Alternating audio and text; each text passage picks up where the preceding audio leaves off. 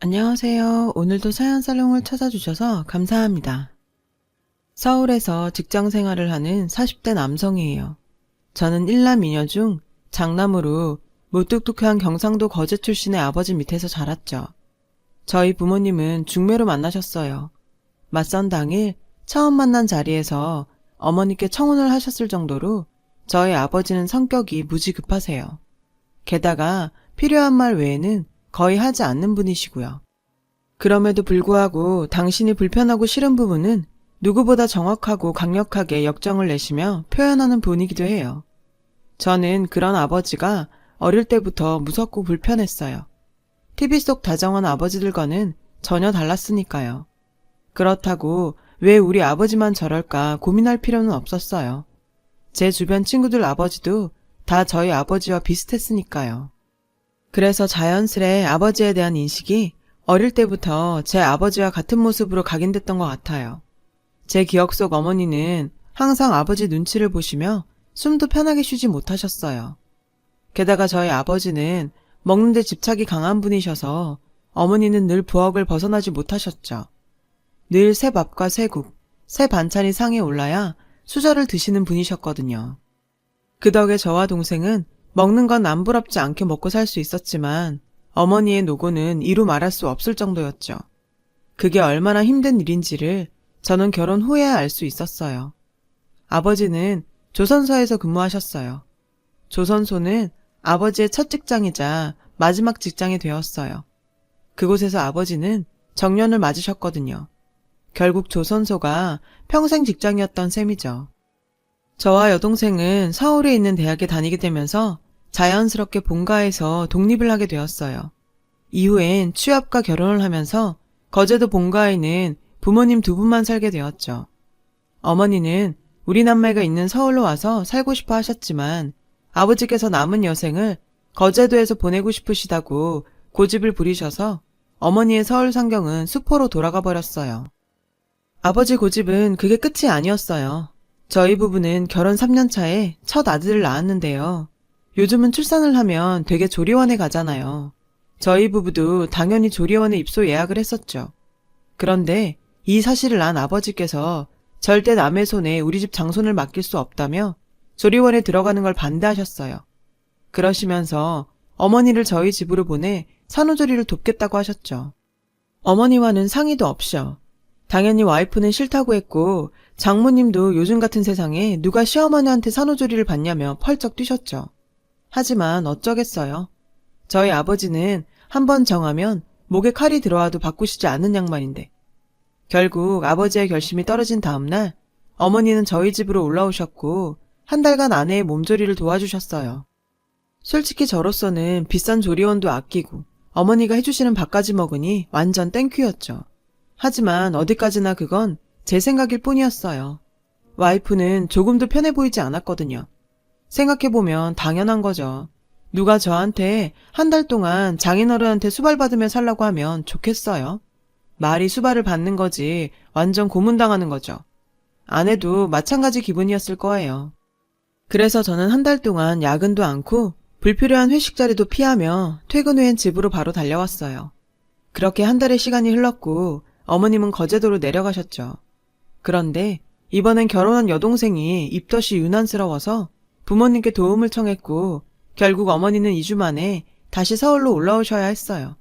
여동생이 먹지도 못하고 하열이 잦아 힘들어하자 괜찮아질 때까지 어머니가 서울에 계시기로 했거든요. 문제는 아버지였죠. 삼시세끼 어머니가 해다 바치는 음식만 드시다가 손수하시려니 입에도 안 맞고 힘드셨던 거죠. 그래서 남들 다 하는 임신 가지고 유난 떤다며 아버지는 여동생을 혼내셨고 어머니에게 당장 내려오라고 불효령을 내리셨죠. 여동생은 그런 아버지한테 서운해하며 아이가 잘못되면 다 아버지 탓이라며 악다구니를 쳤지 뭐예요. 그게 화근이 되어서 아버지는 거제도 집을 처분하시고 여동생 집 근처에 작은 거처를 마련하게 되었어요. 당신은 당신대로 어머니의 수발을 받으면서 딸도 챙기라는 꼼수였죠. 아무튼 그렇게 저희 부모님은 서울살이를 시작하셨고 덕분에 저와 와이프는 다투는 일이 많아졌어요. 저희 아버지는 제 아내에게도 어머니한테 하시듯 요구하는 것이 많으셨거든요. 며느리의 본분이라는 명목하에요. 그 덕에 저는 아버지 눈치 보랴 와이프 눈치 보랴 정말 죽을 것 같았죠. 한 번은 2살 된 제 아들이 어린이집에서 다쳐온 적이 있는데 어린애를 어린이집 같은 데 보내서 이런 일이 생긴 거라며 제 와이프를 혼내신 거죠. 당시 와이프는 복직을 위해 회사 동료를 만나 복귀를 타진하고 있을 때였어요. 그러기 위해 아이를 어린이집에 보내야 한다는 뜻을 굽히지 않았고 아버지는 와이프에게 어디 며느리가 시아버지 말에 토를 다냐며 역정을 내셨죠. 저는 이러다가 아버지 때문에 이혼하게 생겼다 싶더라고요. 제가 회사 그만두고 예준이 키울게요. 그럼 되죠? 제 말에 아버지는 불처럼 화를 내셨고 어른이 되고 처음으로 뺨을 맞았어요. 그래서 이번에도 저희 어머니가 저희 아들을 보게 되셨죠. 그 뒤로 간호사인 동생을 대신해 외손자까지 맡으시게 되셨고요. 70이 넘은 노모가 아이 둘을 돌보는 건 제가 걱정했던 것보다 훨씬 불가능한 일이었어요. 손목이며 허리며 무릎까지 어머니는 통증을 호소하셨죠. 사태가 이렇게 되자 결국 제 와이프가 2달 만에 항복하고 복직을 포기했어요. 저는 와이프한테 미안해서 얼굴을 들 수가 없었어요. 이런 상황을 만든 아버지가 원망스럽더군요. 그래서 저는 아버지에 대한 반발심으로 와이프 몰래 같은 아파트 단지 내 가정 어린이집을 알아봤어요.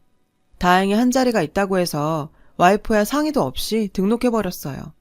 가정 어린이집은 아침 10시부터 오후 3시까지 아이를 맡길 수 있었는데 비록 얼마 안 되는 시간이지만 평소 활동적인 와이프가 편히 그 시간을 활용하면 좋겠다는 바람이었죠.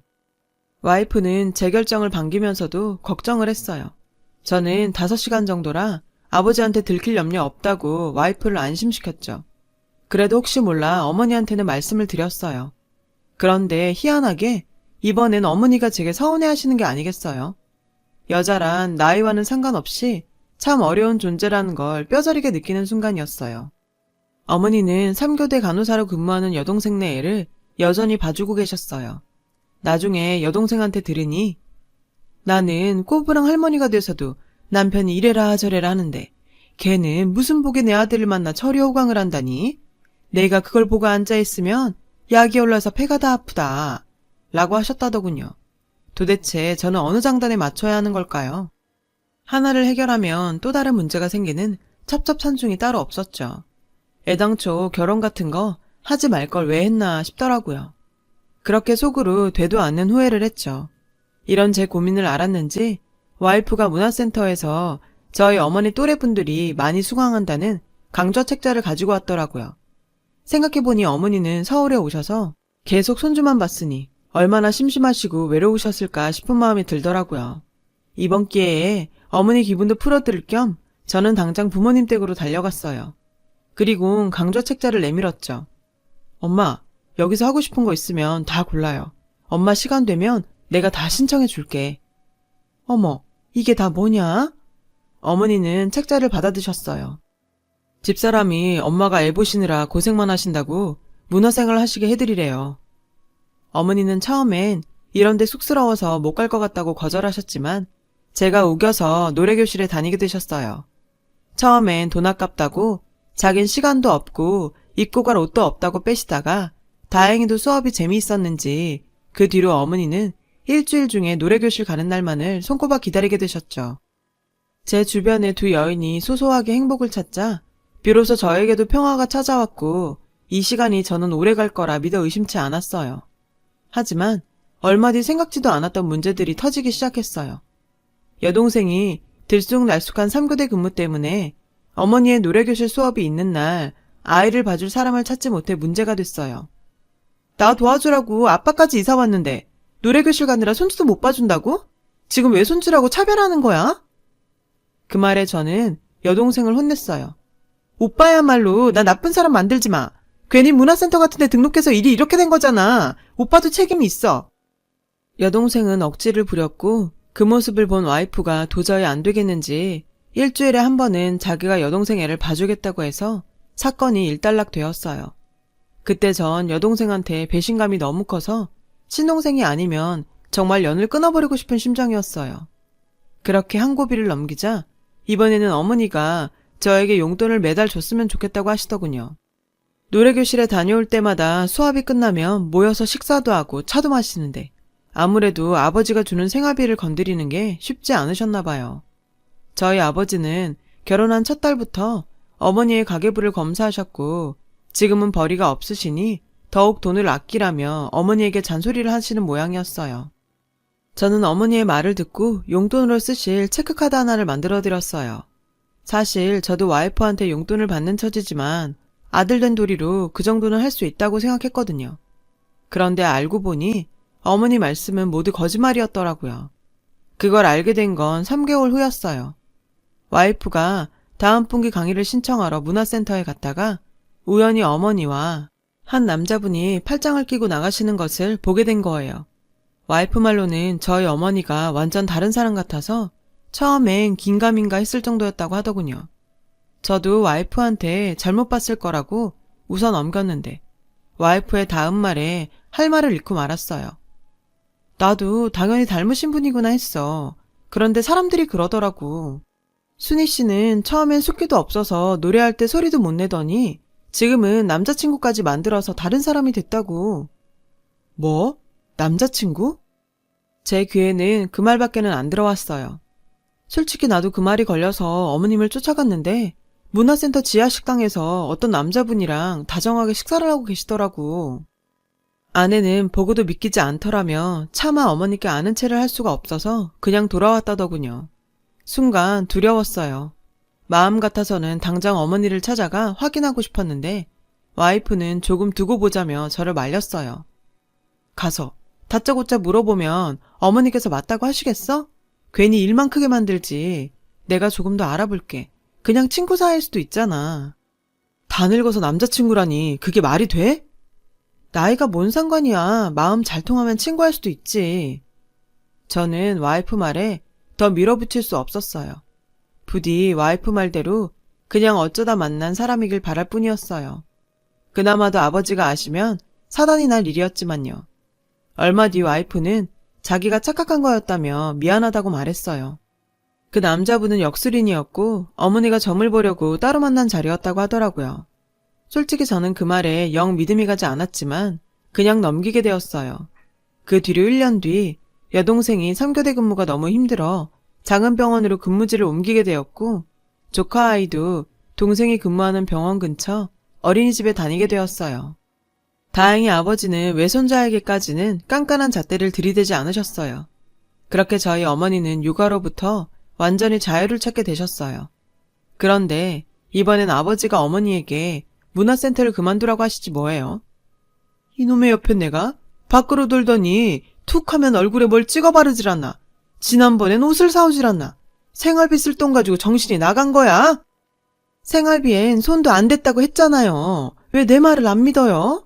그리고 나도 여잔데 화장 좀 하면 어때서 그래요? 그게 그렇게 당신한테 욕까지 들어먹을 일이에요? 여자 같은 소리 하네. 당신 몇 살이야? 쭈글쭈글한 얼굴에 색칠한다고 다 여잔 줄 알아? 제발 주제 파악 좀 하라고. 괜히 헛바람만 들어서는. 그 노래교실인지 뭔지 당장 그만둬. 다른 때 같으면 아버지의 역정에 금방 꼬리를 내리고 뒤돌아 분을 삭히시던 어머니였는데 그날은 더는 못 참고 살겠다며 집을 나가셨다더군요. 저와 여동생은 어머니가 집을 나간 줄도 모르고 있다가 아버지의 연락을 받고 그 사실을 나중에야 알게 되었어요. 네 엄마 거기 있지? 좋은 말 할 때 순순히 들어오라고 전해라. 무슨 말씀이세요? 엄마 저희 집에 안 계시는데요. 괜히 어설프게 쇼하지 말고 당장 내일 내 엄마 데리고 집으로 와. 알겠어? 아버지는 일방적으로 당신 할 말만 하고 전화를 끊으셨어요. 저는 불길한 예감에 여동생한테 전화를 걸었지만 여동생 역시 어머니 일에 대해서는 아는 게 없더군요. 그때였어요. 어딘가 불안해 보이는 와이프의 모습이 눈에 들어온 건. 왜 그래? 혹시 엄마 어디 계신지 알고 있는 거야? 몰라. 당신이랑 아가씨도 모르는데 내가 어떻게 알아? 와이프는 시치미를 뗐어요. 하지만 평소 같지 않은 와이프를 보고 저는 확신했죠. 당신 솔직히 말해. 아버지 아시기 전에 내가 수습하게. 아내는 제 말에 고민하는 듯 보였어요. 그러다 결국 입을 열더군요. 어머님이 절대 아무한테도 말하지 말라고 신신당부하셨어. 당신 흥분하지 말고 차분하게 들어. 약속할 수 있지? 저는 알겠다고 대답했어요. 그러자 아내는 심각한 얼굴로 신중하게 말을 꺼내기 시작했는데 저는 와이프 말대로 흥분하지 않을 수 없었어요. 그래서 그 길로 뛰쳐나갔어요. 곧장 어머니가 계시다는 오래된 빌라로 갔어요. 빚받으러 온 빚쟁이 마냥 현관문을 거칠게 두드렸죠. 그러자 문이 열렸고 저희 아버지보다 젊은 남자가 나왔어요. 누군데 남의 집 문 앞에서 소란을 피웁니까? 저를 처음 본 남자는 신경질적으로 쏘아붙였고 그때 열린 문틈으로 편한 옷차림의 어머니가 보였어요. 엄마, 네가 어떻게 여기 왔니? 예준애미가 말했냐? 내가 그렇게 비밀로 해달라고 했더니 그 입도 참 오래가지는 못하는구나. 엄마 미쳤어? 지금 여기서 뭐 하는데? 다 늙어서 바람이라도 피우는 거야? 그래, 네 애미 지금 바람 핀다. 됐냐? 어머니는 저에게 처음으로 역정을 내셨어요. 가서 네 아버지한테 전해. 엄마 바람나서 이제 집 안 간다고. 내 평생 중에 지금이 가장 행복하다고. 너희만 재밌게 살라는 법 있어? 나도 이제 사랑받으면서 살 거야. 손 여사님 그만해요. 이렇게 소리 지르면 기운 빠져요. 저는 사랑 타령을 하는 어머니와 그런 어머니를 챙기는 낯선 남자의 모습에 어처구니가 없어 말이 나오지 않았어요. 그때 아들을 아는 와이프가 뒤늦게 도착했어요. 남자는 제 아내와 아는 사이인 것 같았어요. 예준 엄마 잘 왔네. 여기 남편 좀 데리고 가요. 이러다 정말 우리 손 여사님 쓰러지시겠어. 뭐요? 여러 말 할 필요 없고 엄마 당장 나와요. 아버지가 아니라 내가 온 걸 다행이라고 생각하라고요. 나는 안 간다니까. 여기가 내 집이야. 나 이제 네 아버지 하나도 안 무섭다. 네 아버지 부를 테면 불러라. 와서 이혼 도장이나 찍고 가라고 해. 어머니는 일어나 언제 다 준비하셨는지 이혼 서류를 제 앞에 보이셨어요. 자기야, 일단 오늘은 집에 가자. 이런다고 어머니 이제 꼼짝도 안 하셔. 와이프는 팔을 잡아당기며 말했어요. 그 순간 저의 화는 와이프를 향했죠. 잘못한 거라며 애초에 자기가 나한테 거짓말만 안 했어도 이 지경이 됐겠어? 이제 어쩔 건데 설마 당신? 아버지가 당신한테 못되게 군 거 이런 식으로 복수하는 거야? 복수? 그래, 복수하는 거다. 솔직히 당신 아버지 정말 별로잖아. 말이 부인이지 공짜로 부려먹는 몸종 취급밖에 더 하냐고. 그러면서 고마운 줄 알기는 해? 평생을 당신 마음대로 사셨잖아. 어머니는 당신 하고 싶은 대로 하고 사시면 안 돼?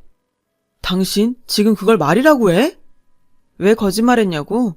어머님이 저분 만나고 처음으로 당신도 여자라는 걸 느끼셨대. 평생 죄 지은 것도 없는데 윽박만 듣다. 저기 저분의 배려에 별것도 아닌 것에 눈물이 나시더래. 당신 그게 뭔 줄 알아? 와이프는 어머니의 대변인이 된 듯 저를 몰아붙였고 저는 모든 것이 혼란스러워 집으로 왔어요. 제 손에는 어머니가 주신 이혼 서류가 들려 있었는데 차마 그걸 아버지 앞에 들이밀 수는 없겠더라고요. 그날 저녁 저희 부부와 여동생 부부는 모여서 이 사단에 대해 얘기를 나눴어요. 제 얘기를 들은 여동생은 충격이 꽤 큰 듯 보였고 제가 그랬듯 여동생도 제 와이프에게 원망을 쏟아냈어요. 그날 저희는 아무런 대책을 마련하지 못했어요. 다음날 동생이 어머니를 찾아가 집으로 돌아오시라고 애원했지만 소용없었죠.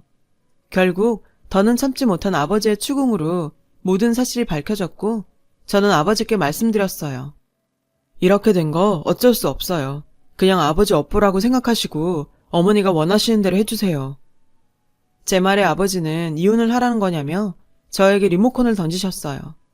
저는 날아온 리모컨을 맞으면서도 할 말을 이어갔어요. 그러게 평소에 어머니한테 잘 하시지 그랬어요. 이제 더 이상은 아버지랑 못 사신다잖아요. 당신도 존중받고 사랑받고 살겠다고요. 솔직히 말씀해보세요. 어머니 한번 존중해 주셨어요? 아버지 편하자고 데리고 사는 거 아니고요? 이놈이 실성을 했나? 화가 단단히 난 아버지는 결국 혈압으로 쓰러지셨고 그 길로 병원에 입원까지 하게 되셨지만 어머니는 매정하게도 꼼짝도 하지 않으셨어요. 중간에서 저만 입장이 곤란했죠. 가족들과 상의 끝에 아버지께 어머니를 포기하시라고 말했어요. 아버지는 자식이 어떻게 부모한테 헤어지라고 하냐며 노발대발 하셨지만 저도 뾰족한 수가 없다고 직접 나서서 어머니 마음을 돌려놓으시던가 아버지 마음대로 하시라고 강력하게 말했어요. 아버지는 차라리 죽겠다고 곡기를 끊으셨지만 시간이 지나도 달라지는 건 없었어요. 아버지의 마음과 몸은 많이 상하셨고, 제 와이프는 그런 아버지에게 이혼하는 것이 정 마음에 걸리시면 조론을 하시는 게 어떠냐고 했어요. 아버지는 그게 이혼과 뭐가 다르냐고 노발대발 하셨죠. 결국 이혼만은 피하고 싶으셔서 울며 겨자 먹기로 조론을 하기로 하셨어요. 어머니 역시 조론은 싫다고 하셨지만 아버지가 이혼만큼은 안 된다고 하자 할 수 없이 조론으로 합의하게 되었어요. 이번 일로 아버지는 큰 실패를 맛본 듯 기가 많이 죽으셨어요. 그 모습에 저는 나도 아버지처럼 되지 않으려면 와이프한테 잘해야겠다고 다짐하게 되더라고요. 얼마 전 남은 삶이 얼마나 되겠냐고 살아있을 때 남들처럼 행복하게 살고 싶다던 어머니의 말을 들었을 때 저는 왜인지 모르겠지만 제 와이프 모습과 겹쳐 보였거든요. 처음에는 어머니의 그런 모습이 이해가 되지 않았는데 어머니를 더 이해해 보려고 합니다. 이제는 마음 한켠에는 어머니의 남은 인생이 당신의 말처럼 진심으로 누구보다 행복하길 바라죠. 자식된 입장으로서 부모님 두 분 모두 남은 인생 행복하시길 바라지만 인생이란 게 답이 없는 만큼 쉽지가 않네요. 이렇게 털어놓고 나니 조금은 가벼워지는 것 같습니다. 제 사연을 들어주셔서 감사합니다. 들어주신 모든 분의 가정에 행복이 가득하시길 바랍니다. 여러분, 사연 댓글에 응원과 현명한 조언 부탁드려요. 좋아요와 구독은 저에게 큰 힘이 됩니다. 오늘도 좋은 일 가득하세요.